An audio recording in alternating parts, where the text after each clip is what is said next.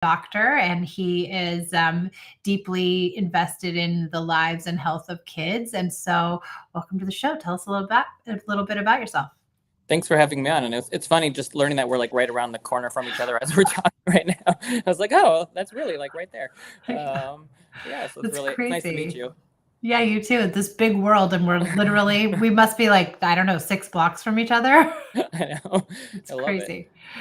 But yeah, so, going back about me a little bit. So I'm an integrative pediatrician. So what that means, I guess, to me is, so I did all the regular training. I trained at a great allopathic Western program, Children's Hospital Los Angeles, I guess right around the corner from both of us. Right. And I got a little bit frustrated as I went through training with all of the medications for everything and super short visits and really focusing on treatment all the time. And so that's what got me really interested in integrative medicine and integrative parenting. I'm not against Western medicine at all. I just think that there's a time and a place. And I feel like we're way too quick to use a medication these days in modern medicine. There are a lot of alternative practices that are used all over the world.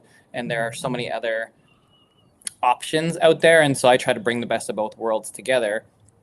And similarly, I feel like there's just so much division out there when it comes to parenting. And it's like there's one right way to do everything, and it's got to be this way. And so it has made me really frustrated over the last few years. And that's what led me to start doing more on social media, because I was trying to get this stuff out in my office, but it's still just a small group of people. And it has seemed like it really has resonated with people. And that's why I think Instagram, Dr. Joel Gator, has grown pretty quickly. And then I was like, okay, well, the next step, I guess, is to write a book, right? That's what everyone was saying. So I really wanted to focus on parenting and trying to discuss all the different options out there within what's reasonable and safe, bringing the science and the experience I have as a pediatrician, but also kind of balancing the best of both worlds. And I wanted to focus on the first 3 years. So the book's called Parenting at Your Child's Pace. And it's really a focus on two things. Number one, de-stressing parents. I feel like parents are more stressed than ever, even though we do have more access to information, so that can be more stressful, but there's a lot of things that are actually a lot less stressful really than they used to be, but doesn't seem like that as a parent. And then number two, the health aspect to parenting and in childhood. I really feel like we're so focused on treatment, we're not focused on prevention yet. Chronic disease rates are skyrocketing. Like 50% of kids now have a chronic disease, and most parenting books are written by therapists and moms and not really doctors anymore. Doctors more seem to write books that are more clinically relevant, like how do you treat a cough and those kind of things, which are important too. And therapists write great books. I mean, there are a lot of fantastic ones out there, but it's just a different perspective than you get. And so I try to bring those two worlds together. Amazing. Okay. I like that. I want to dig in. As you were talking, I just had this like light bulb moment. I just was trying to think of I think what stressed me out mostly in the first 3 years, and when I would go to the doctor, what stressed me out was this idea that my child had to fit on a chart and had to be like within these, these norms. And if they weren't, I had to feed them more. I had, in particular, what I was talking about is my daughter was really low weight.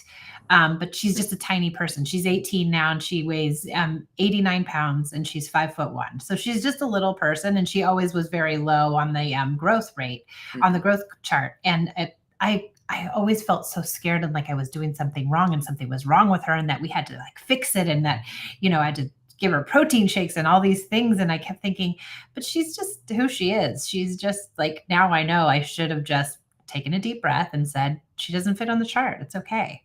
Mm-hmm. No, that makes perfect sense. And it definitely resonates really well with the portion of the book that we talk about, developmental milestones, right? Because it's such a big thing that you do when you go to the pediatrician.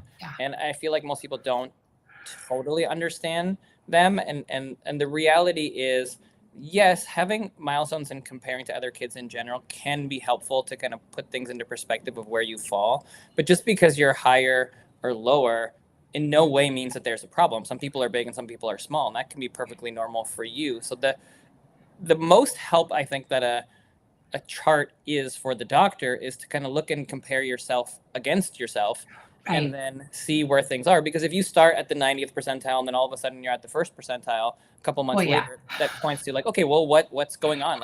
Is there something else going on? But just because you're at the first percentile doesn't mean that there's a problem. It could be something that you should be aware of, but you just might be smaller. And so as an integrative minded practitioner, I try to remind parents, to think about all of the things that a doctor might be thinking about, like, do they have issues in other areas, like their motor skills? Are they developing normally on all the other areas that we're looking for? Do they have any dysmorphic features where you'd be worried about some genetic condition? Do they have speech delays? Do they Right. get sick all the time, or is everything else Right. normal and they're just a little bit smaller? Okay, so they're just smaller, no big deal. Yeah, exactly. I think and like you were saying, like there's so much pressure on us parents to, and we'll get into this idea. I want to hear more about your book, but this idea of like being the perfect parent and doing everything perfectly and doing everything right and having our kids do everything right. And that there's all this external, like societal pressure that we have to grow up these like superhumans that they can't just be like people, just Mm-hmm. normal, regular people. They've got to go to Carnegie Mellon. They've got to play the piano. They've got to, do all these things. And that there's so much that creates so much pressure for us parents. I'm just wondering, how does your book, do you talk about that in your book, or do you talk about, yeah, Mm-hmm. Yeah, well, I think the first concept that has been really helpful is kind of that good enough parenting, the yes, mentality of the way that I think about it is like, what is a perfect parent? Like, what does it even mean? I nothing. think you want to be that, and everybody wants to strive for that, and that's great. I mean, you want to be the best parent that you can be. You want to give your kids the best opportunities that you can to make them the most resilient. But what does that mean? I think you have to really sit down and think about that, because more isn't necessarily better, and we're definitely learning that. I mean, I think that we have seen that kids are more stressed than ever. Mental Yep. health issues are worse than they've ever been. Kids are overworked. They're overscheduled, and so just because you're doing more isn't necessarily better. So I think it's Hmm. finding that balance, and that to me is the crux of like integrated parenting. It's finding that balance and trying to take in the information and do what's best for you. Because when you mention about making those choices as a parent and being stressed with all this information, it's like, well, there is so much out there, and then, well, what is the right thing to do? You get 10 different opinions. Every one of them is the exact right way. There's only one way to do this, and if you don't do it, your kid is not going to Carnegie Mellon, and there's no way they're getting into Harvard. And and you're like, but it's just feeding them, and they're just 6 months old. Like, it doesn't it Right. doesn't really matter. Right. But it just all seems so important at the time, and I feel like that is because we're in a Google society. We're in a Information. society of information, and most parents forget that we're also in a very litigious society, and so every sort of article is going to give you the worst case scenario. They're going to kind of lay it out for you, but not everything is the worst case scenario. And also, we're in a world where people want to make money, and so they have their way and they want to sell you their product, and it's the only right way, and this is the way to sleep train, and if you do this, then that's the right way, and if you don't do it, then this is the wrong way, or you should never sleep train because you're going to ruin your kids. And the reality is somewhere in the middle, and it's going to be whatever works for you. And that is what I try to dive into, like, kind of, what is the research, because some things do have some pretty good research that can be helpful, but almost every topic when it comes to parenting is not cut and dry. There's not one way to do it. There are many Yeah. ways to do it. So I I like to think too, like what feels good in your soul and your heart. Like if mhm. it doesn't feel good in your soul and your heart to do a thing to your child, whatever it is, or not do a thing, or insist on a thing, or whatever it is, then you have to listen to that because you're your kid's best. You're their biggest cheerleader, you're their biggest supporter, and also you know them best. And so if it doesn't feel right to do anything, we have to listen to that. That's so important. Right. One great example of kind of what we're talking about, I think, is starting food for babies. Right. There's this baby Oh led yeah. weaning movement, and then there's purees. They're kind of the two big discussion areas these days. And the people that are do baby led weaning are like very gung ho, like, you got to do it this way. You're not going to have good development of their mouth. They're going to be overweight or obese. You're doing everything wrong. This is the way it has to be. But then there are all these parents that read that or see that on social media, Instagram, and then they're super freaked out because they're like, I don't want my kid to choke, and I'm not comfortable with this, and now I'm super stressed every time they're eating. And they come to me in the office and they're like, I'm really scared. Like, I read about this baby led weaning, but I don't want to do it. And I'm like, it doesn't matter. Like, you could do both. You could do purees. You could do baby led weaning if you're comfortable doing it. But if you're going to be stressed out at every single meal, then Yeah. that's going to be way worse on your baby. And like, remember, there are kids in the world that don't have food. So baby led weaning versus purees, it does not matter. It like really doesn't. Yeah. And we have to remember where to be stressed out. Like, just do them both. Pick whichever you Yes. like, and then go with that. I like that. Like, we have to remember where to be stressed out because most of the things that we stress about, especially us here in the United States, are not the things that necessarily that like matter so much. I Hmm. think too, like, for me, and when people like to ask me questions like, well, how many hours of screen time is how much should I give my kid for screen time if they're 12? I'm like, that's not the question you should be asking. Right. You have to decide that. That's your family and what's right for you. You're a thinking human being. You know what's too much or what's not enough. The idea is like, are you balancing it? And is it, does it seem right and fair and wrong? I'm not going to tell you to put your kid to bed at 7 o'clock at night and they have to have the routine and they have to have this. Are you leading with your heart? Are you coming with connection? Are you diving into a relationship with your child? And is that what's most important? Or are you getting stuck in the nuance of like all these little how many activities? Like, we get stuck in these things, I think, because I don't know why. I think we're just so worried we're going to do the wrong thing because there's too much information out there. I agree. And we are born innate. Sorry. That's okay.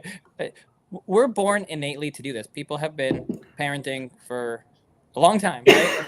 And we have a lot more information than we ever had. And that is a good thing. I mean, it is good to be able to look up things, but you have to put that into perspective. And as a pediatrician, and I think what does help a lot of parents, even in my practice, is just to remind people that, when I get a text from a parent or when I get a question from a parent or an email, like 99.9% of the time, it's fine. Like a pediatrician's job mostly is to be like, yep, that's fine. That's fine. It's normal. It's okay. And yes, of course, every once in a while it's not. And there's something that we have to send you to the hospital for or whatever. That's what we're trained to do. Right. But the vast, vast, vast majority of the time, it is normal. So you can take a deep breath knowing that it is probably normal. It's probably okay. Yeah. It doesn't mean you shouldn't get checked if you're worried.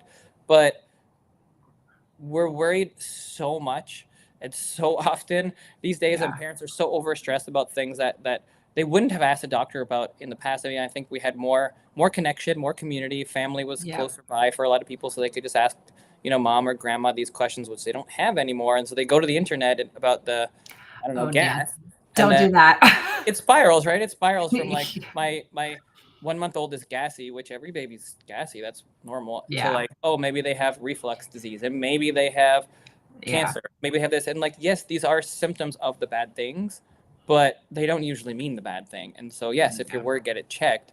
But we have to keep that stress in perspective, and I think it's just become way too easy to be stressed. And we Yeah. also, a lot of parents almost like want to find something. It's like they're so stressed they like have to do this and stress out Well, about this, and if they don't do that, then they're missing the problem as opposed to missing their child's life and kind of creating that calm and that space for them and that peace. I yeah. think we're just so hyper focused on trying to be the best parent, like you said, or the perfect parent, which just doesn't Yeah. exist. No, it doesn't exist, and I tried to do that my first few years parenting, and I almost drove myself absolutely insane. Like, I was gonna be wear my baby and have, organic baby food and never put them down and co-sleep and, like, attachment, attachment, attachment. I almost killed myself doing that because I was trying to be this perfect parent that didn't exist at all, and so I think we gotta let that go. We really do, but I think maybe some of us, you're younger than me, but some of us grew up as like latchkey kids or had uninvolved parents. And so I think we swung the pendulum way too far the other way. And we became these like helicoptery, like over parenting people because we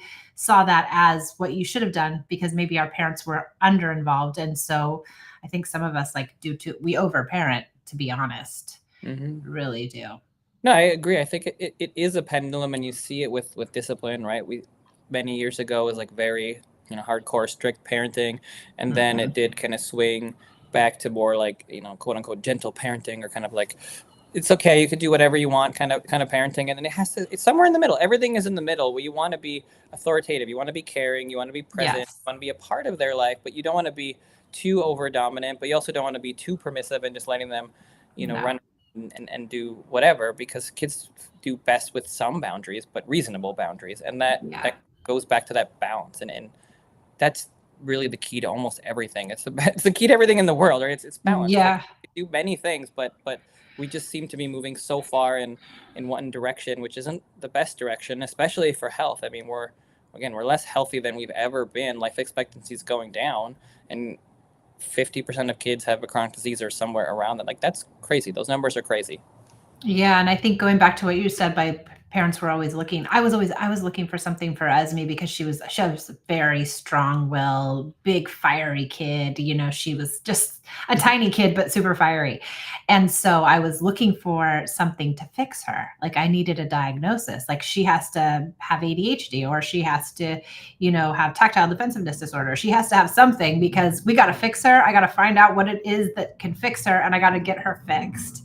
And what I found out is that she's just a kid. She just had a temperament that was big and harder to parent and wasn't going to have me squash her. And so I think there's part of that too is that, you know, maybe we're not used to just seeing kid behavior as kid behavior. Yeah, I think that's definitely true. I see that a lot in the practice, but I also think that we have set up society in a way that's not very helpful to allowing kids to be kids. I mean, like we kind of started about talking. It's just school is not overly conducive to childhood, especially in the first couple of years. You know, the kids No. are not necessarily meant to sit in a cubicle for a whole day, and we've really decreased the outside time. We've really decreased the the recess, the playing, the arts and crafts, the other things. And I'm not against learning, obviously, but I think that when you stick a bunch of 4 or 5 year olds in a room all day and they kind of sit there, that's not necessarily developmentally appropriate and certainly not going to be the right environment for every kid. And then No. you create some of those situations where we might call it ADHD or we might call it whatever it is the diagnosis is, but really they're just a more active kid. And so yeah, Yeah. of course there are some kids that can benefit from medications. I'm never against that, but I just think that we're so focused on diagnosis that we're missing the bigger picture here, which is that kids are kids, and maybe the environment or changing the way that we're interacting with them can make a Yeah. big difference, and we don't need to go to a medication. We can just support them as best we can.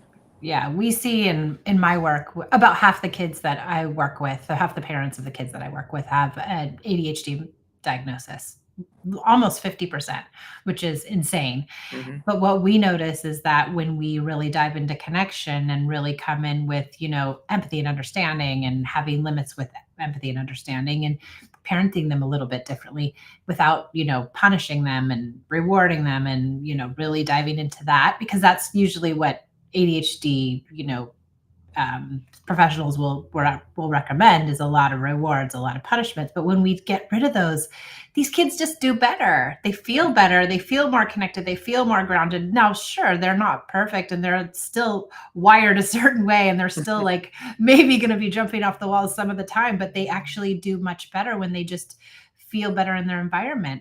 And sure, medication helps a bunch of them, but sometimes you don't need it.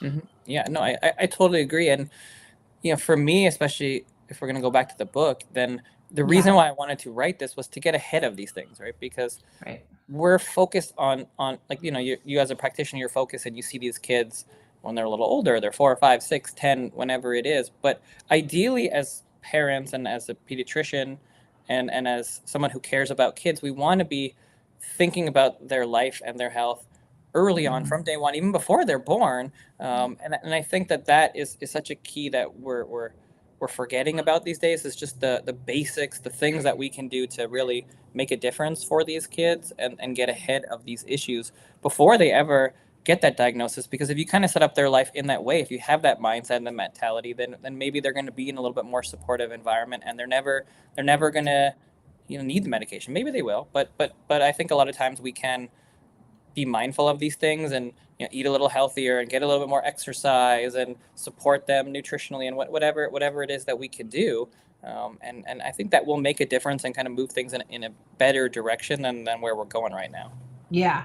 We think, I mean, my whole family, and then now as I've been doing this work for, you know, the last 10 years, we really think Esme probably is in the sense of the, you know, the diagnosis, probably ADHD. But we never had her diagnosed. We never put her on medication. We never did anything, and she's thrived. Now she's not easy. She's not an easy kid. She wasn't an easy kid to raise, but she did okay with just, altering the way we came to her and helped her in other ways. And it helped her, just navigate her own personality, I guess, her own temperament. And I think sometimes we don't allow kids to learn how to get some coping mechanisms if Mhm. we're applying medication too early too, because Right. she worked through it. She totally worked through it, and her life functions weren't, in peril. So she was eating and had friends, and like all the things were still working. And I was like, well, we're just gonna write it out and see what happens. And she Mhm. made it. Right, but She that made but it. that to me is the right way to approach it. I mean, it's the perfect way to approach it. Is you you you look at how they're functioning, right, and you see how Yeah, they're doing, and if there are very severe impairments, and sure, that may be the time where you need to yeah, escalate care, and maybe medication is the right thing at that time because they're not able to function in school or whatever it totally. is.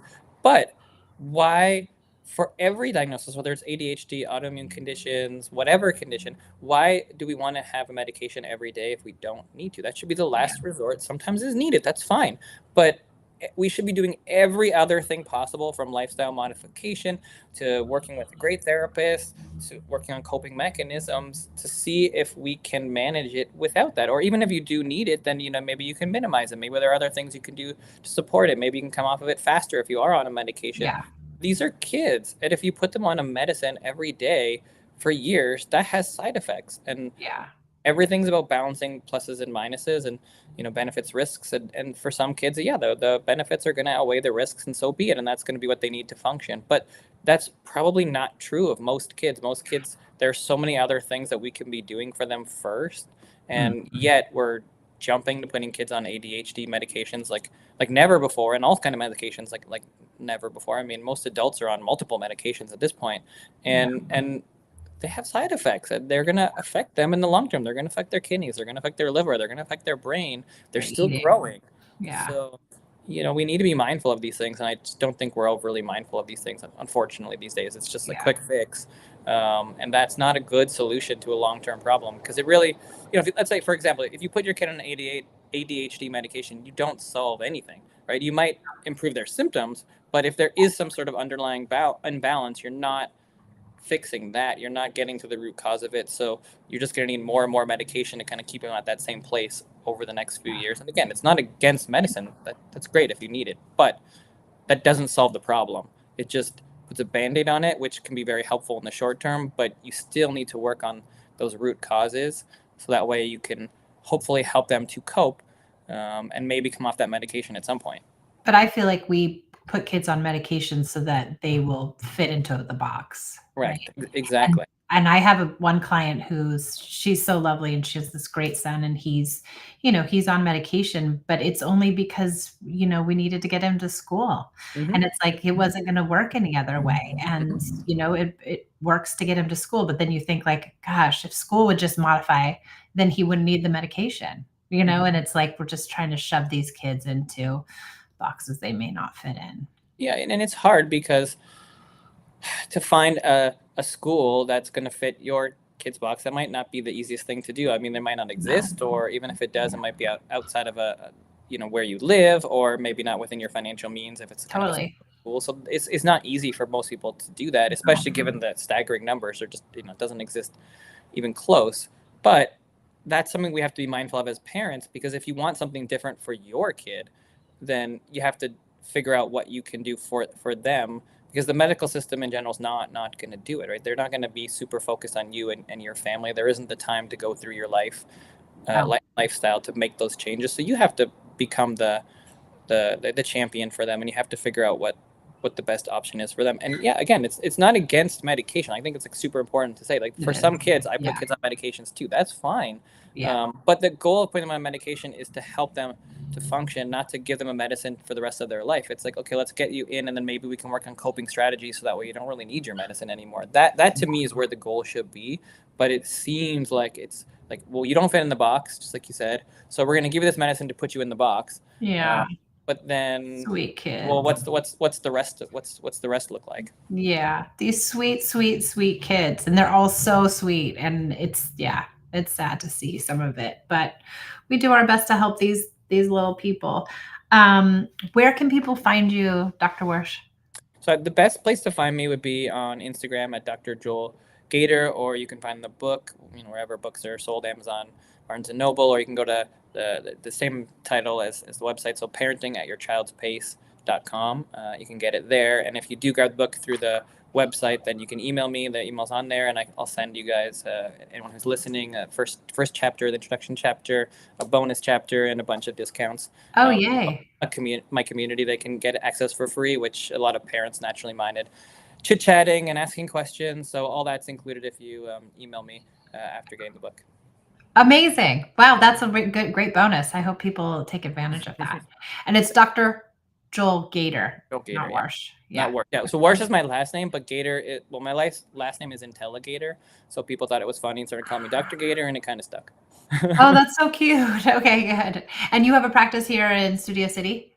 Yeah, I'm in Studio City. Okay, great. So any of those people that are in Los Angeles, if they need a pediatrician, you can look them up too. Are you taking patients? Our office is taking patients. I mostly take newborns at this point, but we do take some too, yeah. That's so cute. Okay, good. All right. Well, thank you for joining us on the Peace and Parenting podcast. It was so nice to get to know you, and maybe we can even do coffee since we're so close. Definitely. Thanks for having me on. Thanks for all you do for all the families. Thank you.